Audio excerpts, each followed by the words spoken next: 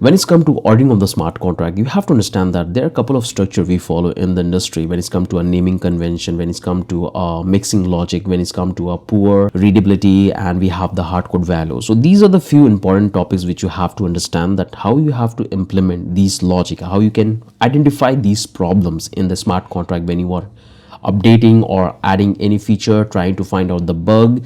Most of the bug which you will find is going to be revolved around this four topic. Like we have this poor naming convention, mixing too much complexity in a single function or in a multifunction, and we have a hard code value. You should never ever do that.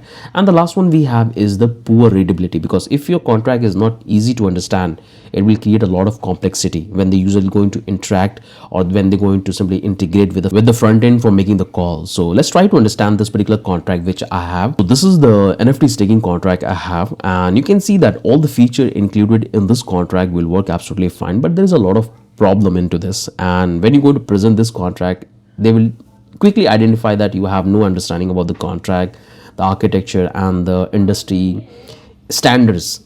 So the very first thing is that this is fine. We have taken the license and the Solidity version. This is good, and we have taken our interface for our NFTs. Now the problem start from here. So the very first problem is that you have given a very generic name. So what you are building for?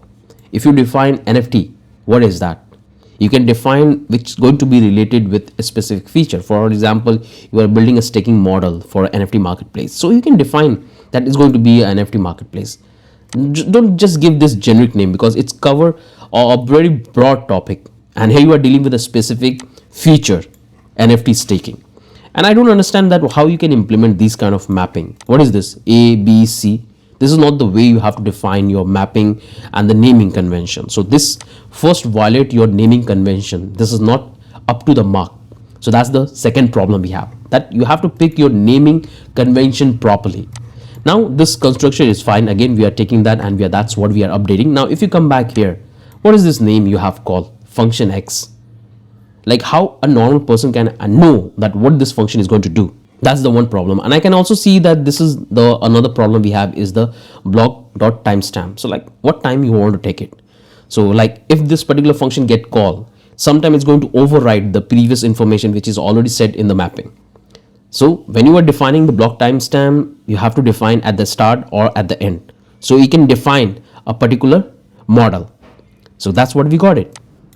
If you come back to the next function, this function is quite complex. It has a lot of complexity. Like here you are verifying for the ownership, okay, and here you are calculating the reward, that how much the reward the user have earned. It's decent. Now if you come back here, this is what you have. And if you come back right up here, the bid, like after the bid you're going to simply delete that one, then you have taken the storage, then we have this particular like block where you have checked this if statement, a lot of complexity. So you have also included the reward model, and you have included this unstaked model, means like you are providing the reward. You can easily separate this particular function in two different functions. Like reward is a different concept, staking is a different concept. So you have to understand, you can't combine all of this together and call every single thing in a single function. That's bring a lot of complexity, and that's what you're doing here. Like we're doing too many work, too many state transfer, too many data changes in a single function. That's not the way to define. So it has a lot of problem. First one is that there is no events into this, because when you are changing the state, you have to define the event. The second problem we have is that there is a lot of repetition in the contract. The third one is that it's very hard to read, hard to understand. And the last one we have is that we have a lot of repetitive code. Like you can easily be able to take it into a modifier and you can simply provide that one. So these are the things you have to understand, that when you are defining any contract, there are few steps you have to keep in mind. And this is the golden rule of every smart contract development. You cannot bypass this. You have to consider this before you start writing your smart contract. And what are those? First thing, you have to define your variable name clearly. Whatever it is doing, you have to define it clearly, because that's what is going to attach in the documentation which you're going to provide to your auditing department, to your other team, or when you're going to release the white paper.